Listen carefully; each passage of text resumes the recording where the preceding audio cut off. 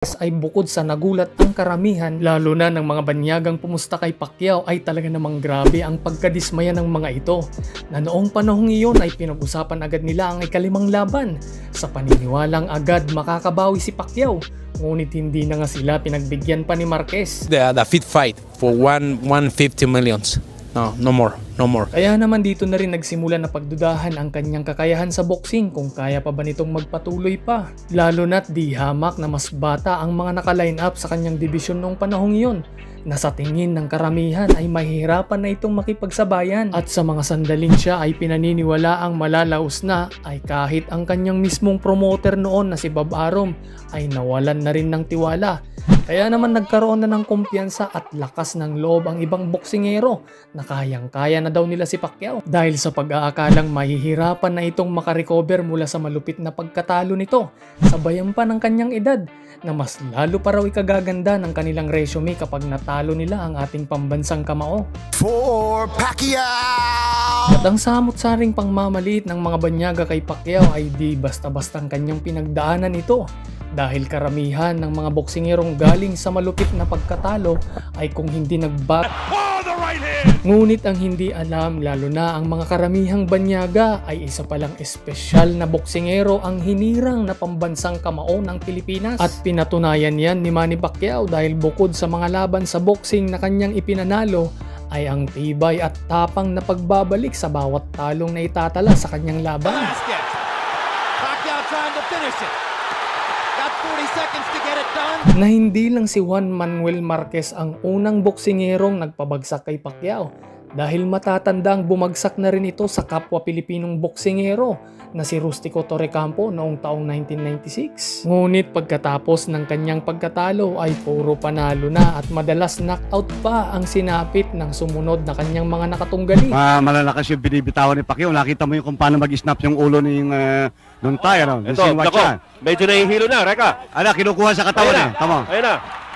Hanggang sa taong 1999, September 17, ay isa na namang knockout na pagkatalo ang tinamo ni Pacquiao sa isang Thai boxer na si Sing Surat. นิดหน่อยเลยนะครับแพ็คเกียวขวาอีกเป็นยัดไปเลยโอ้ยหมัดนี้ลงแล้วนะครับพี่ก้องไปแล้วหมัดนี้โอ้โหมาเป็นจอไปแล้ว Ngunit mapapabilib ka na lang sa ating pambansang kamao kung paano ito nakakabalik ng mas malakas, dahil matapos ang kanyang pagkatalo kay Sing Surat ay sunod-sunod na panalo na naman ang naitala nito. Pacquiao may take care of it. Four. Julio trying to fight his way back. A little grabbing and holding might be the thing to do. Pacquiao's just getting ready to swing away again. And Bill Clinton Brought down Fasang in this round. Ito na naman. Goodbye. And that's it. It's over. Na makailang boksingero nga ang nagdaan bago ulit nakaranas ng pagkatalo si Pacquiao. At ito nga ang kanyang ikatlong talo sa kamay ni Eric Morales noong March 19, 2005.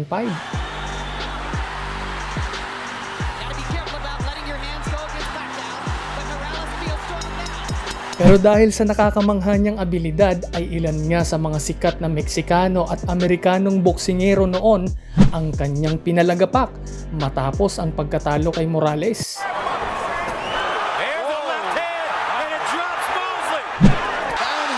Hanggang sa dumating ang pagkakataon na nagkaroon ito ng dalawang sunod na pagkatalo, at ito nga ang unang laban nila ni Bradley, na sinundan naman agad ng ikaapat na laban nila ni Marquez. At sa unang pagkakataon nga nangyari sa kartada ni Pacquiao na magkaroon ng magkasunod ng dalawang talo sa boxing. Kaya naman isa ito sa naging basihan ng mga banyagang analis na talagang palubog na daw noon ang karera ni Pacquiao. Ngunit pagdating sa ating mga Pilipino boxing fans ay malaki ang tiwala na kayang-kaya pa rin ng ating pambansang kamao na talunin ang mga dihamak na mas batang boksingero sa kanya. Dahil paano ba naman kasi ay sa tuwing may laban ito ay di may kakaila sa atin ang saya at pananabik na pakiramdam na muling makita ang ating idol sa ibabaw ng lona na bitbit ang watawat ng Pilipinas. Dahil na rin sa hindi natitinag na lakas ng kanyang loob ay makailang beses niyang pinatunayang mali ang paratang ng mga banyagang walang tiwala sa kanyang kakayahan. Ngunit ang kumpiyansang taglay ng mga nakalaban ni Pacquiao ay talaga namang ibang klase ang angas nila.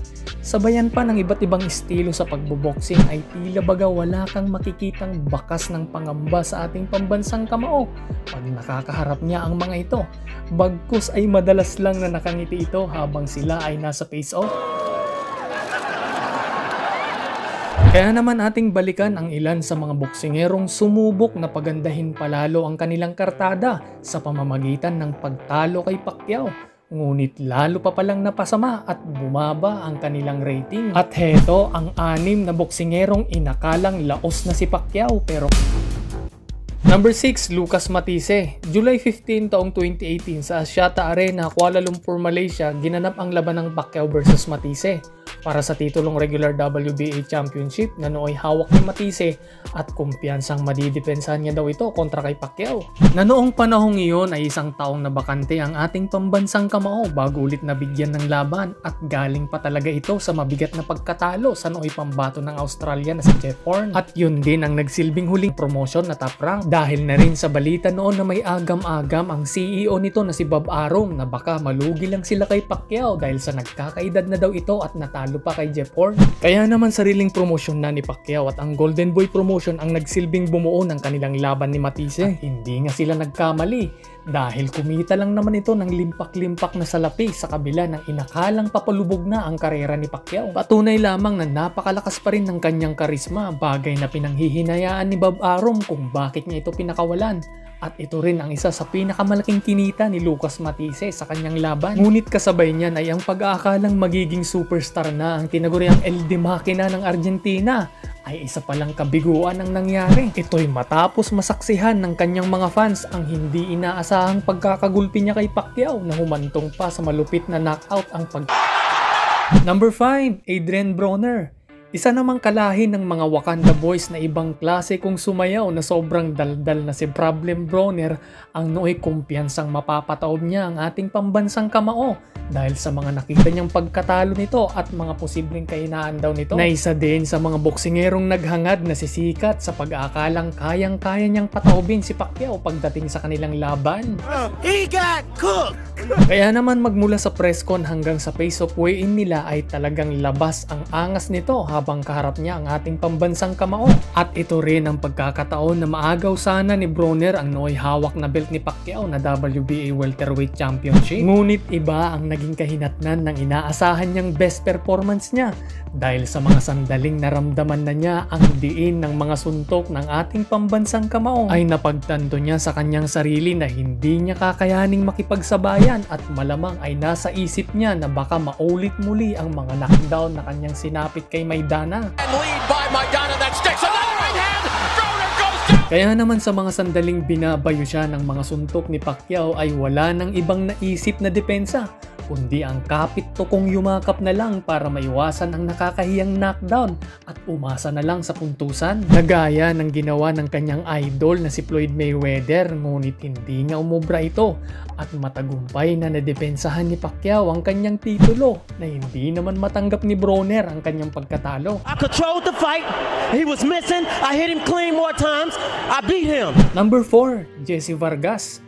November 5 taong 2016 sa Las Vegas, Nevada, nakaharap naman ng ating pambansang kamao ang nooy kampiyon sa WBO welterweight na si Jesse Vargas. Pero di tulad ng mga ibang nakatapat ni Pacquiao na talagang maangas ay itong si Vargas ay nire-respeto ang legendaring mga nagawa nito sa larangan ng boxing na pinaniwalaan naman ng ibang fans pati ng kanyang mga team ay talagang patapos na daw ang karera ni Pacquiao at may bagong henerasyon na magiging superstar sa katauhan ni Jesse Vargas.